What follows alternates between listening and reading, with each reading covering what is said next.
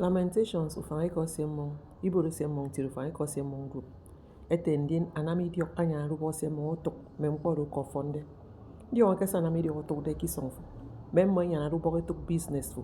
etok okokfu etok itiutumfu etok nitofu etok esru fongdofu etok iremo bugidem fomi etok free free si begedefi useru seno bogo me yang di bogo kam nofi e free free sana mi diok otok de banga todo okofona ba kisongfu kodu akamame modogo yakuto bogodo yagadi bon yagabia rubonon pommo e free free sem mo ketok de tongole kem bon me ketok buberefo me ketok sadaru bogonam me ketok sokam mo ketok wemfo banga todo mpodo ko fono ba kodu akam kem fremi modogo yaga free free sem mo kepiade yagu bok jova dina manyaka barofon yagu bogonam idi obon mo bogodo ko toku bonuso otoku bonuka otoku fondo otoku tumufan otoki tiutum kireme biere mi foto akdi bodo kono basi si amana mi dio yo yoko pokulitie modogo taida idagado obogi dio ko ko swanya rede banga todo kaiso torefi modogo yago bolum podo yaga do butemi daga mi anani fio tongole kem fremi obogo na mi dio bongenye banga no fie dikan kenyang Jesus. Amen. Amasa bo video mimbo no eso yene kafo no eso yene tefu